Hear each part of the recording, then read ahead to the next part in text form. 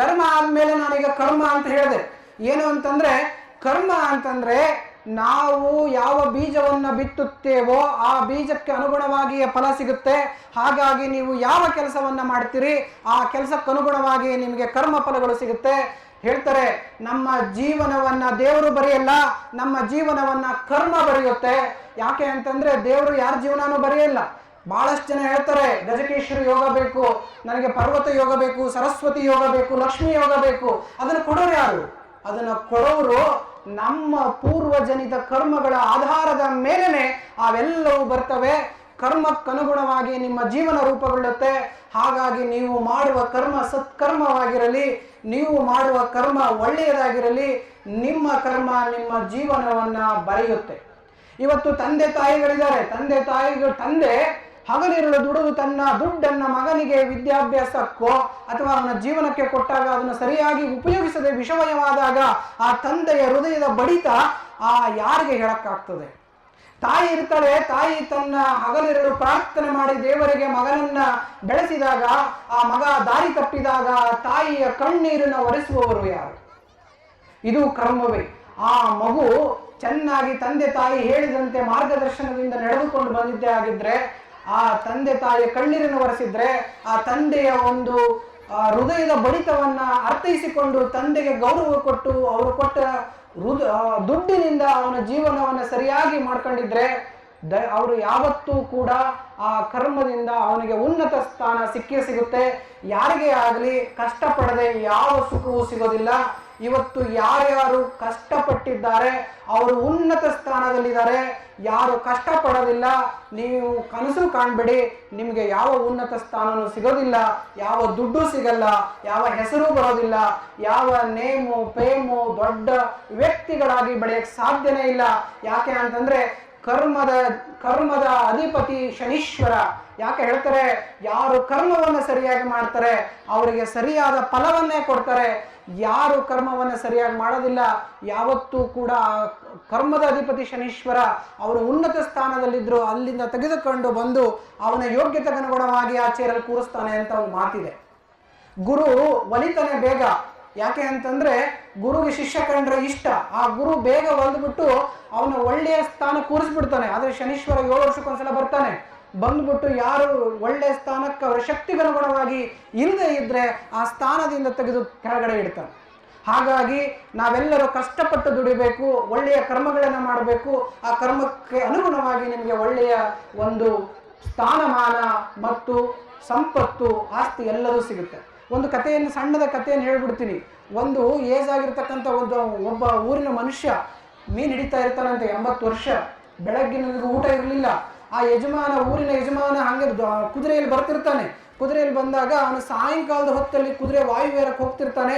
ಅದೇ ಸಮಯಕ್ಕೆ ಒಳ್ಳೆ ಮೀನು ಅವನಿಗೆ ಸಿಕ್ಬಿಡುತ್ತೆ. ಯಜಮಾನ ಮೀನು ಗಾಣವನ್ನು ಬಿಟ್ಟು ಹಿಡಿತಿರ್ತಾನಲ್ಲ, ಆ ಮೀನು ಸಿಕ್ಕಾಗ ಈ ಯಜಮಾನ ನೋಡ್ತಾನೆ, ಊರ ಯಜಮಾನ ತುಂಬಾ ಚೆನ್ನಾಗಿದೆ ನನಗೆ ಬೇಕು ಅಂತ ಮೋಹ ಆಗ್ಬಿಡುತ್ತೆ. ಹೇಗೋ ಮಾಡಿ ಆ ಯಜಮಾನ ಕೊಡಕ್ಕೆ ಇಷ್ಟ ಇರಲ್ಲ. ಯಾಕೆ ಅಂತಂದ್ರೆ ಬೆಳಗಿನವರೆಗೂ ಉಪವಾಸ ಇರ್ತಾನೆ. ಆ ಯಜಮಾನ ಉಪವಾಸ ಇದ್ದದ್ದನ್ನು ಲೆಕ್ಕಿಸದೆ ಈ ಊರ ನಾಯಕ ಕುದುರೆಯಲ್ಲಿ ಹೋಗಿರ್ತಕ್ಕಂಥವನು ಆ ಮೀನನ್ನ ಕಸ್ಕೊಂಡು ಹೋಗ್ಬಿಡ್ತಾನೆ. ಮನೆಗೆ ಕೊಡ್ತಾನೆ. ಹೆಂಡತಿ ಒಳ್ಳೆ ಸಾಂಬಾರು ಮಾಡ್ತಾರೆ, ಊಟ ಮಾಡ್ತಾರೆ, ಚೆನ್ನಾಗಾಗುತ್ತೆ, ಮಲಗ್ತಾರೆ. ಬೆಳಗ್ಗೆ ಎದ್ದು ಕೈಯಲ್ಲಿ ಸಣ್ಣ ಗಾಯ ಆಗಿರುತ್ತೆ. ಅದಕ್ಕೆ ತೆಗೆದುಕೊಂಡು ವೈದ್ಯರ ಹತ್ರ ಹೋದಾಗ ವೈದ್ಯರು ಇದು ಮೀನಿನ ಕಚ್ಚಿರೋ ಸಾಧ್ಯತೆ ಇದೆ ಅಂತ ಹೇಳ್ತಾರೆ. 1 ದಿನ ಆಗುತ್ತೆ, 2 ದಿನ ಆಗುತ್ತೆ, 3 ದಿನ ಆಗುತ್ತೆ, ಕೈ ಕಪ್ಪಾಗುತ್ತೆ, ಕಟ್ ಮಾಡ್ಬೇಕಾಗುತ್ತೆ ಕೈನ ಅಂತ ಹೇಳ್ತಾರೆ. ಮತ್ತೆ 1 ವಾರ ಹೋಗುತ್ತೆ, ಮುಂಗೈ ಕಟ್ ಮಾಡ್ಬೇಕಾಗುತ್ತೆ, ಗ್ಯಾಂಗ್ರೀನ್ ಆಗ್ಬಿಟ್ಟಿದೆ ಅಂತಾರೆ. 1 ತಿಂಗಳಾಗುತ್ತೆ, ಮುಂಗೈ ಕಟ್ ಮಾಡಬೇಕು ಅಂತಾರೆ. 3 ತಿಂಗಳಾಗುತ್ತೆ, ಕೈಯನ್ನೇ ಕಟ್ ಮಾಡಬೇಕು ಅಂತಾರೆ. ಆ ಕೈ ಕಟ್ ಮಾಡಿದಾಗ ಅವ್ರು ಹೇಳ್ತೀವಿ ಅವನು ಒತ್ಕೊತಾಳೆ, ಯಾವ ಕರ್ಮ ಮಾಡಿದ್ರಿ ನೀವು, ಏನಾಯ್ತು, ನಿಮ್ಮ ಕೈಯೇ ಹೋಗ್ಬಿಡ್ತಲ್ಲ, ಎಷ್ಟು ಚೆನ್ನಾಗಿ ನೀವು ಜೀವನವನ್ನ ಊರಿನ ನಾಗರಿಕ ಆಗಿ ಬಾಳ್ತಾ ಇದ್ರಿ ಅಂತ. ಆದ್ರೆ ಆ ಹೆಂಡತಿಗೆ ಒಂದು ಅನುಮಾನ ಬಂದು ಕೇಳಿದಾಗ ಅವನು ಹೇಳ್ತಾನೆ, ನಾಯಕ ನಾನು ಮೀನನ್ನು ತರುವಾಗ ಒಬ್ಬ ವೃದ್ಧ ಆ ಮೀನನ್ನ ಹಿಡ್ಕೊಂಡು ಮನೆಗೆ ಊಟಕ್ಕಾಗಿ ಅವನು ಹೇಳಿದ. ಆದ್ರೆ ನಾನು ಅದನ್ನು ಕಸ್ಕೊಂಡು ಬಂದೆ, ತರುವಾಗ ಮೀನು ಕಚ್ಬಿಟ್ಟಿದೆ, ಅದಕ್ಕಾಗಿ ನನಗೆ ಹಿಂಗಾಗಿರ್ಬೇಕು ಅಂತ. ಆ ಹೆಂಡತಿ ಆ ವೃದ್ಧನ ಹತ್ರ ಹೋಗ್ತಾಳೆ, ನೀವೇನಾದ್ರೂ ಅನ್ಕೊಂಡ್ರ ನನ್ನ ಗಂಡನ ಕೈಯೇ ಹೋಗ್ಬಿಟ್ಟಿದೆ ಅಂತ. ಅವಳಿಗೇನು ಚಿಂತೆ ಅಂದ್ರೆ ಇನ್ನು ಜೀವನ ಹೋಗ್ಬಿಡ್ಬೋದು ಅಂತ. ಹಾಗಾಗಿ ಆ ವೃದ್ಧ ಹೇಳ್ತಾನೆ, ನಾನು ಅಸಹಾಯಕನಾಗಿದ್ದೆ, ನಿಮ್ಮ ಯಜಮಾನನಿಗೆ ನಾನು ಎದುರು ಹೇಳಕ್ ಆಗ್ತಿರ್ಲಿಲ್ಲ, ನಾನು ದೇವರನ್ನಷ್ಟೇ ಕೇಳ್ಕೊಂಡೆ, ನನಗೆ ಅಸಹಾಯಕ, ನೀನು ಸಹಾಯಕ, ಇದನ್ನ ನೀನು ನನಗೆ ತೋರಿಸ್ಬೇಕು. ಕೆಲವೇ ತಿಂಗಳಲ್ಲಿ ಅವನ ಕೈ ಹೋಗ್ಬಿಡ್ತು. ಅಂದ್ರೆ ಕರ್ಮ ಎಷ್ಟು ಸ್ಟ್ರಾಂಗು ಅಂತಂದ್ರೆ, ನೀವು ಮಾಡಿದ ಕರ್ಮವೇ ನಿಮ್ಮ ಪಾಲಿಗೆ ಅಮೃತವಾಗೂ ಬರಬಹುದು, ವಿಷವಾಗಿ ಬರಬಹುದು. ಹಾಗಾಗಿ ಯಾರಿಗೂ ಕೂಡ ತಪ್ಪನ್ನು ಮಾಡಬೇಡಿ, ಎಲ್ಲೂ ಕೂಡ ಒಳಿತನ್ನೇ ಮಾಡದ ಪ್ರಯತ್ನ ಮಾಡಿ, ಬೇರೊಬ್ಬರನ್ನ ಪ್ರೀತಿಸಿ. ಮತ್ತು ಅದನ್ನೇ ದೇವರು ಬಯಸೋದು. ದೇವರಿದ್ದಾನೆ, ದೇವರು ನಾವೆಲ್ಲರೂ ಪ್ರೀತಿಸ್ತೀವಿ. ದೇವರು ನಮ್ಮಿಂದ ಏನ್ ಕೇಳ್ತಾನೆ? ದೇವರು ಕೇಳೋದು ಇಷ್ಟನ್ನೇ, ನೀವು ಒಳ್ಳೆ ಮನುಷ್ಯರಾಗಿ ಧರ್ಮ ಜಾಗೃತಿಯಿಂದ ಧರ್ಮವನ್ನ ಪಾಲನೆ ಮಾಡಿ ಒಳ್ಳೆ ಕರ್ಮಗಳನ್ನ ಮಾಡಿ, ನಿಮಗೆ ಒಳ್ಳೇದಾಗುತ್ತೆ ಅಂತ. ಇವು ಧರ್ಮ ಆಯ್ತು, ಕರ್ಮ ಆಯ್ತು. ಉಳಿದದ್ದು ಆರೋಗ್ಯ. ಇದೊಂದು ಹೇಳಿ ನಾನು ಮುಗಿಸ್ಬಿಡ್ತೇನೆ, ಸಮಯ ಆಗಿದೆ. ಯಾರಿಗೆ ತಾನೇ ಆರೋಗ್ಯ ಬೇಡ ಹೇಳಿ? ಯಾರಿಗೆ ಆರೋಗ್ಯ ಬೇಡ ಹೇಳಿ? ಆರೋಗ್ಯ ಜೀವನದಲ್ಲಿ ದೇವರು ಕೊಟ್ಟ ಒಂದು ದೊಡ್ಡ ಭಾಗ್ಯ. ಆರೋಗ್ಯ ಇಲ್ಲ ಅಂತಂದ್ರೆ, ನಿಮಗೆ ಮನೋಹರ್ ಪರಿಕರ್ ಗೊತ್ತಿರ್ಬೋದು, ಗೋವಾ ಮುಖ್ಯಮಂತ್ರಿ ಆಗಿದ್ರು. ಅರುಣ್ ಜೇಟ್ಲಿ, ಸುಷ್ಮಾ ಸ್ವರಾಜ್, ಅನಂತ್ ಕುಮಾರ್, ಇವರೆಲ್ಲರೂ ಸಾವಿರಾರು ಕೋಟಿಗಳನ್ನ ಒಡೆಯರು. ಇವರಿಗೆ ಆರೋಗ್ಯ ಕೊಟ್ಟಿದ್ರೆ ಮೋದಿಯ ಸಂಪುಟದಲ್ಲಿ 10 ಜನದಲ್ಲಿ ಇವರು 4 ಜನ ಇದ್ದೇ ಇರ್ತಿದ್ರು. ಆರೋಗ್ಯ ಎಷ್ಟು ಮುಖ್ಯ ಅಂತಂದ್ರೆ, ಅವ್ರ ಜೀವನ ಇದ್ರೆ ಹಾಗೆ ಮುಂದುವರಿತಿದ್ರು. ಆದ್ರೆ ಅನಾರೋಗ್ಯದಿಂದ ಅವರು ಮರಣ ಅಪ್ಪಿದ್ರು. ಅವರ ಸ್ಥಾನ ಮಾನಗಳು ಅದರ ಜೊತೆಗೆ ಹೋಯಿತು. ಹೇಳ್ತಾರೆ, if you lost health everything is lost, if you lost money something is lost. ದುಡ್ಡನ್ನು ಕಳ್ಕೊಂಡ್ರೆ ಸ್ವಲ್ಪ ಹೋಯ್ತು, ಆರೋಗ್ಯವನ್ನು ಕಳ್ಕೊಂಡ್ರೆ ಎಲ್ಲದೂ ಹೋಯ್ತು. ಹಾಗಾಗಿ ಆರೋಗ್ಯವನ್ನ ಸದಾ ಕಾಲ ನೀವು ಸದೃಢವಾಗಿ ಇಟ್ಕೊಂಡಿದ್ದೇ ಸತ್ಯ. ಆದ್ರೆ ನೀವು ಚತುರ್ವಿಧ ಪುರುಷಾರ್ಥಗಳನ್ನ ಸಾಧಿಸಲಿಕ್ಕೆ ಸಾಧ್ಯ ಆಗುತ್ತೆ. ಆ ಆರೋಗ್ಯವನ್ನ ದಯಪಾಲಿಸುವುದು ಒಳ್ಳೆಯ ಧರ್ಮದಿಂದ ಇದ್ರೆ, ಒಳ್ಳೆಯ ಕರ್ಮಗಳನ್ನ ಮಾಡಿದ್ರೆ ಮಾತ್ರ. ಪೂರ್ವ ಜನ್ಮ ಕೃತೆ ಪಾಪೆ ಇಹ ಜನ್ಮ ಕೃತೆ ಪಾಪೆ ವ್ಯಾಧಿ ರೂಪೇಣ ಬಾಧತೆ ಅಂತಾರೆ. ಅಂದ್ರೆ ಈ ಜನ್ಮದಲ್ಲಿ ಒಳ್ಳೆಯ ಕೆಲಸ ಕಾರ್ಯಗಳನ್ನು ಮಾಡಿದ್ದು, ಪೂರ್ವ ಜನ್ಮದಲ್ಲೂ ಒಳ್ಳೆ ಕೆಲಸಗಳನ್ನು ಮಾಡಿದ್ರೆ ಮಾತ್ರ ಆರೋಗ್ಯ ಬರುತ್ತೆ. ಆರೋಗ್ಯವನ್ನು ದಯಪಾಲಿಸುವುದು ಶ್ರೀ ಶ್ರೀ ಶ್ರೀ ಶಿವಾಲಿ ಬಸವೇಶ್ವರರು, ಆ ಶಿವಗಣ ಸೂಚಕರು. ಇವರೆಲ್ಲ ಶಿವಗಣದವರು. ಕಾಂತಾರ ಫಿಲ್ಮ್ ನೋಡಿರ್ಬೋದು, ಶಿವಗಣ ಅಂತ ನೀವು ಕೇಳಿರ್ಬೋದು. ಬಸವೇಶ್ವರರು ಶಿವಗಣದವರು, ಶಿವಶರಣರು.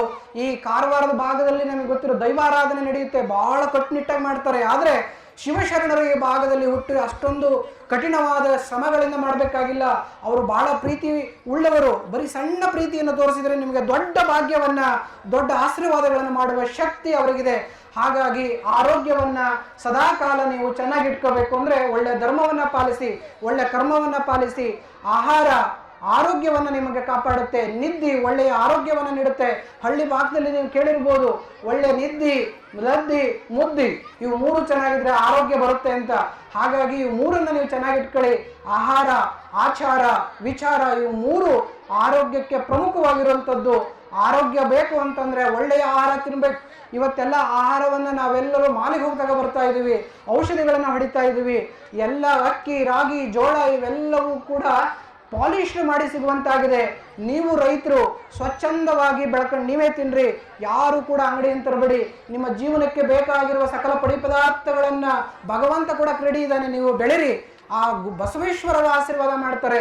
ಆದರೆ ಅಂಗಡಿಯಿಂದ ತಂದ್ರೆ ನಿಮ್ಮ ಆರೋಗ್ಯವನ್ನ ಕಾಪಾಡ್ಕೊಳ್ಳೋಕೆ ಕಷ್ಟ ಆಗುತ್ತೆ. ಯಾಕೆ ಅಂತಂದ್ರೆ ಇವತ್ತು ಆಸ್ಪತ್ರೆಯಲ್ಲಿ 3 ಲಕ್ಷ, 4 ಲಕ್ಷ, 5 ಲಕ್ಷ ಕೊಟ್ಟರು ಹಾರ್ಟ್ ಸ್ಟಂಟ್ ಹಾಕೋದು ಕಷ್ಟ, ಇನ್ನೂ ಜಾಸ್ತಿ ಬೇಕು ಅಂತಾರೆ. ಹೃದಯ ಕಾಯಿಲೆ ಬಂತಂದ್ರೆ 2 ರಿಂದ 3 ಲಕ್ಷ ಇಟ್ಕೊಂಡು ಹೋಗಬೇಕಾಗಿದೆ. ಎಷ್ಟೋ ಜನ ಮಾಂಗಲ್ಯವನ್ನ ಮಾರಿ ಬರ್ತಾರೆ. ಅಂತಹ ಸ್ಥಿತಿಗೆ ಹೋಗ್ಬೇಕು ಅಂತಂದ್ರೆ ನಾವು ಬಹಳ ಚಿಂತಾಜನಕವಾಗಿರ್ಬೇಕಾಗತ್ತೆ. ಅಂತ ಸ್ಥಿತಿಗೆ ಹೋಗಬಾರ್ದು ಅಂದ್ರೆ ದಿನನಿತ್ಯದ ಆಹಾರ ಚೆನ್ನಾಗಿರ್ಲಿ. ನಿಮ್ಮ ವಿಚಾರ ಹೇಳ್ತಾರೆ, ಆರೋಗ್ಯ ಬೇಕು ಅಂತಂದ್ರೆ ನಮಗೆ ಸಂಸ್ಕಾರ ಬೇಕು.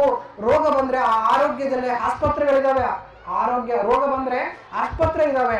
ಆರೋಗ್ಯ ಬೇಕು ಅಂದ್ರೆ ಸಂಸ್ಕಾರ ಬೇಕು. ಸಂಸ್ಕಾರ ಅಂತಂದ್ರೆ ಈ ದೈವ ಸಂಸ್ಕಾರ ಬೇಕು, ಧರ್ಮ ಸಂಸ್ಕಾರ ಬೇಕು, ಒಳ್ಳೆಯ ಕರ್ಮ ಸಂಸ್ಕಾರ ಬೇಕು. ಹಾಗಾಗಿ ನಾವೆಲ್ಲರೂ ಈ ಶಿವಾಲಿ ಬಸವೇಶ್ವರರ ಒಂದು ಹೂವನ್ನ ಇವತ್ತು ತೆಗೆದುಕೊಳ್ಳೋದ್ರ ಜೊತೆಗೆ ಒಂದು ಶಬ್ದ ಮಾಡೋಣ, ಧರ್ಮದಲ್ಲಿ ಇರೋಣ, ಒಳ್ಳೆಯ ಕರ್ಮಗಳನ್ನ ಮಾಡೋಣ, ಒಳ್ಳೆಯ ಆರೋಗ್ಯವನ್ನ ಕಾಪಾಡ್ಕೊಳ್ಳೋಣ. ಇದರಿಂದ ನಮಗೆಲ್ಲರಿಗೂ ಒಳ್ಳೆಯದಾಗುತ್ತೆ. ಶಾಂತಿ ಮಂತ್ರವನ್ನ ಹೇಳೋದ್ರ ಜೊತೆಗೆ ನನ್ನ ಚಿಕ್ಕ ಸಂದೇಶವನ್ನ ಮುಗಿಸ್ತೀನಿ. ಓಂ ಸಹನಾವವತು, ಓಂ ಸಹನೌ ಭುನಕ್ತು, ಸಹ ವೀರ್ಯಂ ಕರವಾವಹೈ, ತೇಜಸ್ವಿನಾವಧೀತಮಸ್ತು ಮಾ ವಿದ್ವಿಷಾವಹೈ. ಓಂ ಶಾಂತಿ ಶಾಂತಿ ಶಾಂತಿ.